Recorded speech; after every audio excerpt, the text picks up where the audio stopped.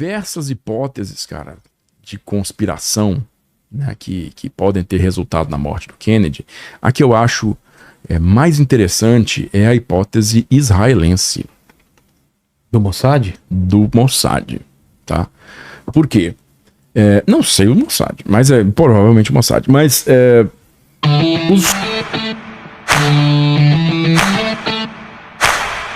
E aí, pessoal, vamos para mais uma parte da entrevista do Júlio César, do canal Sala de Guerra, no podcast Inteligência Limitada, do Rogério Vilela. Nessa parte, eles falam da morte de Kennedy, um dos presidentes dos Estados Unidos, na década de 60, que até hoje traz grandes teorias do assassinato dele. Uma dessas teorias é que Israel poderia estar por trás da conspiração do assassinato. Não deixe de ajudar o canal para ter mais vídeos como esse. É bem fácil, é só dar um like, comentar, compartilhar, se inscrever no canal e ativar o sininho. Vamos lá ver o vídeo? E se a gente for para um próximo nível aí, a gente tem ali, por exemplo, o assassinato do Kennedy, né? Pois em 62. Esse, eu acho que é o maior de teoria de conspiração que existe, né, cara? O termo teoria de conspiração nasceu disso. Exatamente, né? Nasce por causa disso. Nasce por conta disso. Por que é teoria da conspiração? Porque é uma teoria que diz que houve uma conspiração. Pra assassinar. Oficialmente, a gente não teve conspiração. O maluco foi lá e queria assassinar o cara. Lee Oswald. O Lee Oswald foi lá, subiu, atirou, morreu. Pronto. Fotinho aí do assassinato do Kennedy, por favor. E aí o Kennedy, ele tem uma... Ele era um presidente tão popular, cara, né? Tão popular, um queridinho, assim, um cara que representava uma mudança, né? Um cara jovem, o pessoal acreditava muito nele. Numa época, né, de crise social nos Estados Unidos, defendia bandeiras de integração e tal. Então foi um choque pro povo, pro povão, foi um choque pro povão, o cara ser assassinado. E por que foi assassinado? Da forma como foi assassinado. Então, eu não vou, assim, essa é a Jacqueline Kennedy, o cara morto aqui no banco de trás aqui, né? E a Jaqueline saindo desesperada ali. Tentando pegar o resto do cérebro dele, tem né, um certo momento ali que ela desespera, cara, que ela tenta colocar no lugar de novo, e depois ela sai. Mas isso é lá em Dallas, né? Em Dallas, a gente inclusive esteve lá em Dallas aí um mês passado, foi onde a gente voou no B-29. Eu estive lá também. Tem a janela, né? Onde aconteceu. O sexto andar da Biblioteca Pública, que hoje é um museu, né? Hoje é um museu. Exatamente. E aí, essa foto colorida... Esse é do Zapruder? Esse é do Zapruder. Que mudou muita coisa depois desse filme do Zapruder, né? Muita coisa. Porque ali é o seguinte, tem o governador do Texas também, que tá baleado, né? Uma bala nas costas ali, ó. Ele é o que tá baixado lá atrás? Tá no banco do passageiro aqui, né? Imediatamente atrás dos motoristas. Sei. É o governador do Texas. Ele tomou uma bala também, né? Só que não foi fatal, entrou aqui, abaixo das costelas, eu acho. Mas o alvo era o Kennedy. O alvo era o Kennedy de forma definitiva, né? E aí o negócio do Zapruder, cara, esse filme do Zapruder é porque a cabeça do Kennedy vai pra trás, mano. E a posição onde tava o Lee Oswald... E, digamos aqui, o prédio, a janela é ali. Vamos colocar assim, ó. Tá. A janela é ali, né? O carro tá indo pra... Tá aqui pra cá. Tá. O carro tá indo pra frente, já passou do ponto da janela. Se a bala vem por trás, a cabeça iria pra frente. A cabeça iria pra frente. A cabeça do Kennedy, nesse vídeo, ele toma um impacto aqui e a cabeça dele vai pra trás, né? Então, isso gerou muita dúvida, né? Tem aquele filme do Oliver Stone. Muito bom, né? Do Kevin Costner, né? Que o cara... o advogado mostra todas as evidências, assim, ele fala... Não tem como ter dúvida, né? Mas aí existe se era só um atirador, se era só um atirador. Inclusive, na margem oposta, né, tem um arbusto. Tem um gramado com os arbustos, né? E nesses arbustos é que estaria, o pessoal diz que estaria o verdadeiro atirador. Alguém fala que saiu uma flash. Um flash de como se fosse de tiro, né? Exatamente. Que a posição estaria mais adequada para explicar o tiro, né? E toda a balística ali. Mas assim, eu não vou entrar nos méritos de balística. Tem gente que diz que o tiro poderia ter ter realmente causado a reação que causou, outras pessoas dizem que não. Mas o curioso é o seguinte, Lee Oswald foi para casa, né? Ele foi para casa, e aí os testemunhas identificaram ele, e aí o FBI detectou, né, o local da residência dele e prendeu ele. Mais tarde, no mesmo dia, ele estava num cinema, né? E aí prenderam ele e essa foto acho que é da janela, né? É supostamente a janela do atirador, né? Tá. De onde ele atirou. Do e depois foto do Oswald, tá? Então, Lee Oswald... Colocaram o Gary Oldman, ficou bem parecido, né, no filme. Ficou muito parecido, muito parecido. Cara, aí depois que batem nele, inclusive, porque ele chega todo cheio de porrada, né? Nariz quebrado e tal. E aí ele é preso, né? Ele passa a noite na delegacia, no dia seguinte ele vai ser transferido de delegacia. E na hora que ele está sendo transferido da delegacia, ele é alvejado por um bicheiro, o equivalente de um bicheiro, sei lá, o cara que trabalhava com strip club, ligações com a máfia, né? Que era o Jack Ruby. E aí o cara mata ele com tiro a queima-roupa, cara, no estômago, né? Pois é. E assim, escolta policial... Zero. Deixa o cara foto, chegar assim, com... O cara surpreso, assim. A foto é emblemática, né? Tem o Jack Ruby de trás, o Lee Oswald. Aí depois tomou uma porrada. O Lee Oswald com aquela reação, sabe? De dor mesmo, ele se contorcendo assim. E os policiais com aquela cara de... Que isso que tá acontecendo? Parece que a face dos policiais parece que inclusive a foto é posada, mas né, não é. Então o Lee Oswald morre ali, o autor do assassinato morre ali, né? O Jack Ruby, eu não me lembro agora do destino do Jack Ruby, cara, mas esse cara vai desaparecer pouco tempo depois também. Então você tem como se fosse uma espécie de acobertamento do que aconteceu. Colocou um pano quente em cima e... Qual a ligação desse cara, né, com o Oswald? Por que ele matou o cara? Isso foi o Oswald, especulado? O Oswald, inclusive, ele já tinha passeado pela União Soviética. Que ele falou do corpo? Jack Ruby, coloca Jack Ruby. Matou Lee Oswald. Isso aí ele saindo da delegacia, ó, segundos antes dele ser morto? Eu creio que é. Que ele tá saindo aí, acho que aquele cara de chapéu ali é o policial que tá escoltando ele. A foto você vai ver, é um cara de terno com chapéu, de costas, com um revólver ou pistola, não me lembro. Achei aqui. Daí, isso levanta muita suspeita. Aí, ó, a foto aí. Cara, eu não tinha visto essa foto ainda, olha. Olha lá. É a hora que o Oswald recebe o tiro, o olha policial... a cara do policial, que susto, tipo, nossa, não esperava por essa. O que está acontecendo aqui? Então... Cara... É incrível. O próprio Oliver Stone, eu vi uma entrevista dele no Joe Rogan, né, que o Oliver Stone, ele conta que um dos legistas que estava presente lá, que não devia ser médico-chefe, não devia ser assistente, um dos legistas que estava presente no hospital lá, de Dallas, que recebeu o corpo do Kennedy, né, na hora de fazer lá o laudo pericial, né, esse legista, ele disse que o general LeMay estava presente no recinto. Curtis LeMay. Nós falamos de Curtis LeMay naquele episódio do final da guerra. Foi o cara que comandou a ofensiva de bombardeio contra o Japão, né? O cara que mandou queimar o Japão. Então, LeMay nessa época era o secretário da Força Aérea, né? Era o cara, o cabeção da Força Aérea, membro do Estado-Maior Conjunto, super poderoso, um cara super influente. Foi o cara que criou o comando estratégico, tudo isso. E o Oliver Stone fala nessa entrevista com o Joe Rogan que esse legista falou com ele que eles estavam fazendo uma análise ali bem detalhada, a entrada do ferimento, saída do ferimento, e que aí chegou uma informação que era para fazer o reporte de tal maneira. Mas não é isso que tá aqui, é outra coisa, né? Não me lembro dos detalhes. Mas o interessante, que eu achei interessante, é que o Curtis LeMay, todas as fotos dele, procura Curtis LeMay, com Y no final.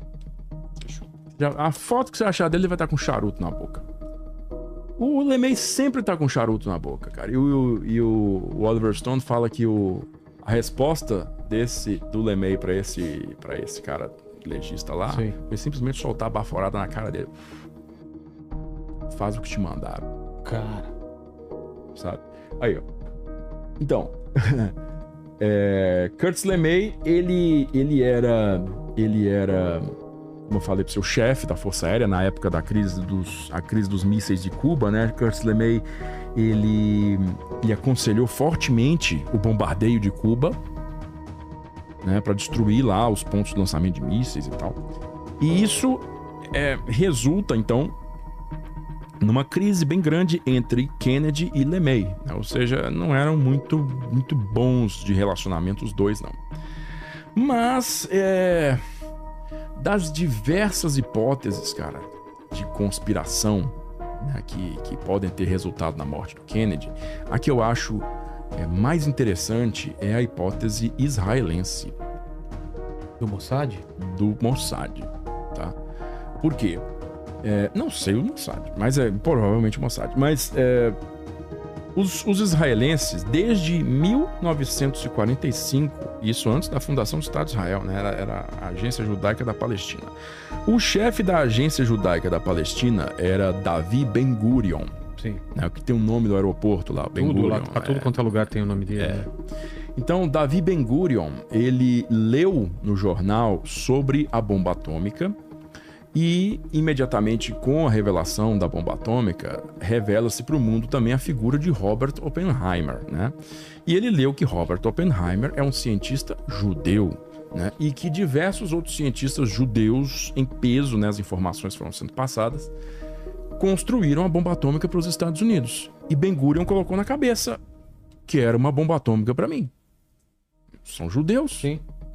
Então ele pra começou... me defender aqui dos inimigos. Então a partir de 48, né, quando Israel vai declarar sua independência e vai ter sua guerra ali de independência contra os Estados Árabes, se torna uma prioridade máxima para o governo de Ben-Gurion uma bomba atômica, né? Então por quê? Tomou um susto ali com aquela ofensiva de 5 países árabes contra ele, que eles venceram no suor, mas venceram. Ben-Gurion coloca-se então num estado de completa assim, obsessão com o caso de ter uma bomba atômica israelense. O que ele faz? Ele recorre então aos cientistas judeus, recorre ao judaísmo mesmo, à fé. Então, para convencer esses cientistas a passarem informações para eles, né? Ele descobre que tem toda a questão do reator nuclear para geração de plutônio, né? Que é um reator de nêutrons lentos que vai bombardeando urânio até virar plutônio, porque o plutônio é o material que eles necessitam para fazer a arma. E aí o Ben-Gurion, ele junta isso, né? Essa faceta das operações dele com uma parceria forte com a França. Porque a França estava perseguindo a sua própria bomba atômica no mesmo momento, né? No mesmo momento. Lembrando que o segredo atômico no final da Segunda Guerra era só de Estados Unidos e Inglaterra. A França queria sua própria bomba atômica, né? O Charles de Gaulle queria sua própria bomba atômica. Tinha suas justificativas lá para isso. Acredito que eram justificáveis, né? Mas o Charles de Gaulle achou interessante colaborar com os israelenses para tirar proveito dos cientistas judeus. Ele sabia que tinha muitos cientistas judeus que estavam envolvidos. Aproveito já faz para mim também. Faz para mim também. E aí os dois trabalharam em conjunto, cara. Nos começos dos anos 50 até o começo dos anos 60, judeus, né, os israelenses e franceses trabalharam meio que em conjunto. Eles tinham uma central nuclear na França que literalmente era judeu e francês, sabe? Era israelense e francês, cientista israelense e francês, meio que fazendo uma administração conjunta dessa central nuclear. Então, quando os franceses fizeram seu primeiro teste nuclear na Argélia, ali no comecinho dos anos 60, 61, 2, por aí, os cientistas israelenses puderam aferir tudo o que aconteceu, né? da engenharia da bomba até os resultados, né, de rendimento, a tudo, esses cientistas judeus, eles puderam aferir. Eles tinham acesso completo naquela fase do projeto. E aí, o Ben-Gurion não queria simplesmente depender da infraestrutura francesa, ele queria a própria infraestrutura. E o que aconteceu? Os israelenses, eles compraram tecnologia nuclear, né, com empresas americanas, com empresas, né, da América do Norte, para construir sua própria central nuclear, que é hoje a central nuclear do deserto de Negev, sul de Israel. Então, essa central nuclear era, para todos os efeitos oficiais, aí Ben-Gurion, para geração... Parece o cara do Senhor... Parece algum personagem do Senhor dos Anéis. É o pai do Gimli lá. Eles anunciaram que era para geração de energia, né? Geração de energia. Sim. Então, tá. Usina nuclear. Sim, só que constantemente chegavam reportes, no começo dos anos 60, chegavam reportes de que a instalação nuclear israelense do exército de Negev, na verdade, estava fabricando plutônio. E isso chegou aos ouvidos de quem? Do Kennedy, entende? Do Kennedy, que foi o primeiro presidente católico durante não sei quantos anos nos Estados Unidos, ou talvez o primeiro presidente católico. Então, não sei se isso tem a ver, tá? Tô mencionando também. Nós estamos falando de conspiração. Então, o Kennedy, ele começou assim, isso aí é real, tá? Real. Tem foto do Ben-Gurion com Kennedy. Então, o Kennedy começou a pressionar Ben-Gurion para que inspeções fossem feitas, inspeções da Agência Internacional de Energia Atômica, né, fossem feitas na usina nuclear israelense no deserto de Negev. E Ben-Gurion constantemente dava aquela atrasada nele, aquele somebody love, nós vamos marcar, hein? Vamos marcar, hein? Mas nunca marcava, entendeu? E ele com pressa. E o Kennedy, cara, eu sei que em 1963 aí, tipo em junho, julho de 63, o Kennedy deu um ultimato pros caras. Tipo assim, eu quero entrar nessa usina agora, em tantos dias, ou não me lembro mais da ameaça que ele fez, alguma sanção forte contra Israel, alguma quebra de acordo, alguma coisa, alguma ação, enfim. Cara, o Ben-Gurion, ele não conseguiu resolver essa situação. Ele pediu demissão, cara. Ben-Gurion era primeiro-ministro desde 48, creio eu que desde 48 ele pediu demissão porque ele não aguentou essa pressão do Kennedy. Então foi, creio eu, que o Levi Eshkol que assumiu, né? O Levi Eshkol assumiu o posto de primeiro-ministro de Israel e bem no deadline do Kennedy, né? Porque trocando de governo, troca as negociações, troca as secretarias, aí rola mais um atrasinho, né? Rola um prazo extra ali. Eu sei que estavam nessa aí. E aí o Kennedy toma um tiro na cara no dia 22 de novembro de 1963. Qual que era o prazo? Era por ali. Por ali, sabe? Coincidentemente, o governo Lyndon Johnson, que era o vice dele, Lyndon Johnson era o vice do Kennedy e aí vira presidente. O Lyndon Johnson nunca mais pressionou Israel por nenhum tipo de inspeção na usina de Negev. Tá? Então, existe essa ligação muito, muito curiosa entre esses dois acontecimentos, nessa linha do tempo da pressão do Kennedy para poder fazer a manutenção nas instalações, as inspeções nas instalações, né? E a resposta do governo israelense, primeiro Ben-Gurion pedindo demissão e depois o cara sendo morto, né? O cara é morto na frente de todo mundo. E aí é bem possível que os israelenses tenham conseguido sua primeira bomba atômica em torno de 1965 ou 66. E aí, o que vocês acham dessa teoria de Israel está envolvida no assassinato do Kennedy? Tem outras teorias que envolvem a máfia e outra que os militares dos Estados Unidos também queriam ele morto. Para continuar a fazer vídeos como esse, precisamos da ajuda de vocês. É só dar um like, comentar, compartilhar, se inscrever no canal, ativar o sininho. Valeu!